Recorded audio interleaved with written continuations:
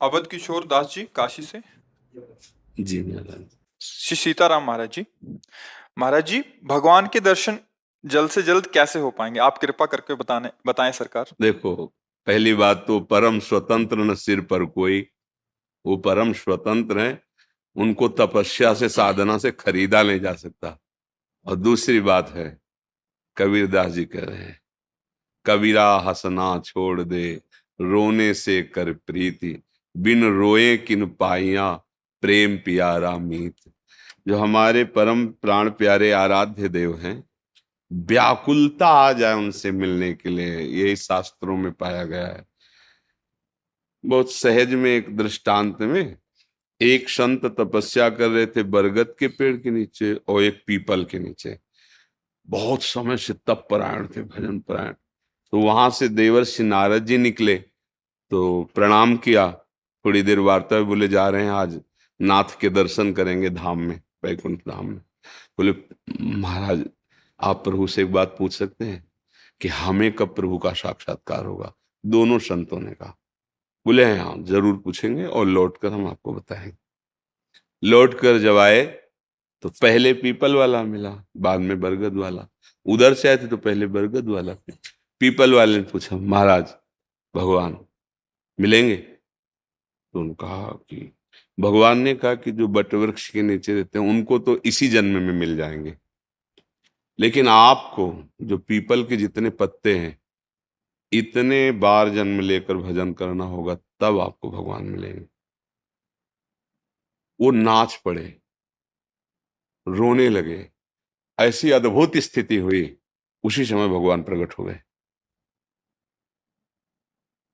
देवर्षि नारद जी ने कहा, प्रभु आपने कहा था जितने पीपल के पत्ते होंगे उतने जन्म लेने पर भजन। तो भगवान ने कहा, जिस चाल से चल रहे थे तो इतने जन्म में ही स्थिति आती, पर इनकी जो वो स्थिति भगवत साक्षात्कार की होती है वो अभी आ गई। कैसे आ गई? भगवान मुझे जान रहे हैं कि भजन कर रहे हैं, भगवान ने वादा किया मिलेंगे, बस इतनी बात वो सब भूल गए। भगवान मुझे देख रहे हैं ना, मुझे जान रहे हैं कि मैं उनका भजन कर रहा हूं और वो हमसे मिलेंगे ना। इतने में ऐसी विकलता हुई, ऐसी व्याकुलता हुई कि भगवान का तत्काल सागर, मद भक्ता यत्र गायंती तत्र तिष्ठामि नारद। मेरे भक्त विकल होकर जहां गान करते हो मैं। अब वो विकलता कितने मिनट में, कितने दिनों में, कितने वर्षों में, कितने जन्मों में। दया निधान भगवान कब किससे मिल जाए उनके लिए कोई नियम नहीं है, पर संतों ने, आचार्यों ने यही रखा है भगवत साक्षात्कार का स्वरूप, कि निरंतर भजन करते हुए सब विस्मरण हो जाए। मैं कौन हूं, संसार क्या है, कामना वासना भोग सब शांत, तो अपने आप भगवत साक्षात्कार हो जाएगा।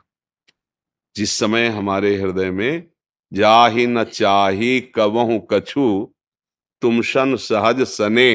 तो दर्शने केवल नहीं है, दर्शन ही नहीं, भगवान आकर उसके हृदय में ऐसे बस जाते जैसे अपने घर में कोई आराम से रहता है। जाहि न चाही कबहु कछु, तुम सन सहज सने, बसहु निरंतर तासुर, सोराउर निजगे। भगवान से वाल्मीकि जी महाराज बता रहे हैं कि वो आपका निज घर है, उसके हृदय में। तो चाह भगवान के दर्शन की, अन्य चाहों को मिटा दे, वो नाम का बल होता है। क्योंकि जब नाम जप किया जाता है तो सबसे पहले पापों पर प्रहार करता है और फिर पाप प्रवृत्ति कामनाओं पर प्रहार करता है, दोनों को नष्ट कर देता है, पाप और पाप प्रवृत्ति का। अब ये थोड़ा बड़ा माला चलाए फिर संसारिक भोगों में लगे तो उनको अनुभव नहीं होगा। जो डट करके भजन कर रहे हैं, अपनी इंद्रियों को अधर्म से रोक रहे हैं, उनको अनुभव होने लगेगा। जैसे पवित्र एक नशा है नाम में, एक अद्भुत आनंद है, पर वो तभी आएगा जब हमारी कामनाएं शांत हो जाएंगी, पाप नष्ट हो जाएंगे, निर्मल। तब वो एक नशा नाम छोड़ नहीं सकते। फिर उसी नशे में, उसी नाम के जो एक खुमारी सी चढ़ी रहती है, उसी में फिर व्याकुलता पैदा होती है। अब जिया नहीं जा रहा, दरस बिन दूखन लागे नैन। आज की भी शाम गई, धिक्कार हमारे जीवन को, प्रभु नहीं मिले। चिल्ला चिल्ला के एकांत में रोता है, प्रभु मेरे में तो सामर्थ्य नहीं, मैं तब आप तक आ जाऊं, पर आप तो आ सकते हो। मैं पतित हूं माना, पर आप तो पतित पावन है ना। मैं दीन हूं माना पर आप दीनानाथ है ना, मैं अधम हूं पर आप तो अधम उदाहरण। वो बातें होने लगती हैं, इतनी तन्मयता बढ़ती है को भगवान को अपने सामने देखने लगता है। फिर कभी नाचता है, कभी हंसता है, कभी रोता है। वो अद्भुत स्थिति आ जाती है। पर वो तभी आती है जब सकल कामनाहीन जे राम भगत रसलीन। अगर हम भगवान का भजन करें, भगवान की चर्चा, बस राग द्वेष जनित चेष्टा, राग द्वेष जनित चिंतन, इससे बच जाए। राग द्वेष की ही वार्ता होती है, राग द्वेष का चिंतन होता है, राग द्वेष की चेष्टा होती है, फिर कैसे आनंद कैसे आवे? वहां तो हर्ष शोक आएगा। राग से अनुकूलता, अनुकूलता से हर्ष, और द्वेष से शोक। यही बस ऐसे वृत्ति चलती रहती है। वो परमात्मानंद का अनुभव करने की योग्यता खो देता है। इसलिए उपासक राग द्वेष दोनों खोइए और खोजिए पद निर्वाण। राग द्वेष तभी हटेगा जब सब में अपने भगवान की भावना की जाएगी। जड़ चेतन जग जीव जत सकल राम में जान। जब तक ये भावना नहीं होगा तब तक राग द्वेष अपना प्रभाव दिखाता रहेगा। बहुत सूक्ष्म होता है, अंदर की वृत्ति का होता है। तो ये सब नाम कर देगा, खूब नाम जब करे भगवद आश्रित होकर। और कोई कितना भी द्वेष की परिस्थिति उपस्थित करे, उससे द्वेष ना करे। कोई कितना भी प्यार करे पर राग ना करे। यही चतुरता है भगवान के भक्त की, यही चतुरता है। पूरा विश्व प्यार करे पर उसकी स्वीकृति एक ही जगह है, नाते नेह राम के मनियत सुहृद सुसेव्य जा। आपको सब श्री जी ने बुलाया है, सबको।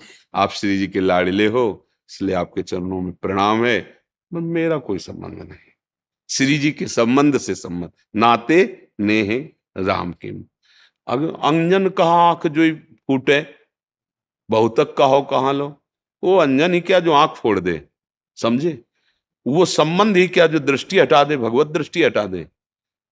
भाई हमारे शिष्य हो या आप हमारे मित्र हो, ये बहुत सेवा करते हैं, वो बहुत कुछ नहीं, एकमात्र मेरा भगवान इन रूपों में आकर हमें दुलार दे रहा है। इतना प्यार मेरे भगवान ही दे रहे हैं, बस। नाते नेह राम। वो अंजन क्या जो आंख फूट जाए। हमारी आंख क्या, हमारी दृष्टि क्या है? श्री राम मैं सब जगह।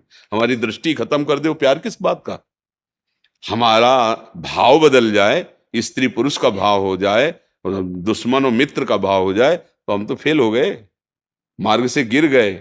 फिर वो अंजन क्या जो आंख फोड़ दे, वो प्यार क्या जो हमारे प्यार को लूट ले जाए। हमारा प्यार सुरक्षित रहना चाहिए। कैसा? सब में मेरा प्रभु है, चाहे जैसा व्यवहार करो नाथ, आपके सिवा कोई और है ऐसा मान नहीं सकता। भले दिखाई ना दो, भले नहीं देख पा रहे, पर गुरुजनों ने, आचार्य जनों ने यही आदेश किया है, सर्वान वस्तुतया निरीक्ष परम स्वाराध्य बुद्धिर्मम। सब जगह देखो मेरा आराध्य देव। बस भगवत साक्षात्कार हो जाएगा। बहुत कृपा है अगर ये बातें हम अपने जीवन में उतार लें। प्रवचन तो बहुत होते हैं, पर उनको उतारा जाए। रंग तभी आएगा जब उतारा जाए। दीपांशु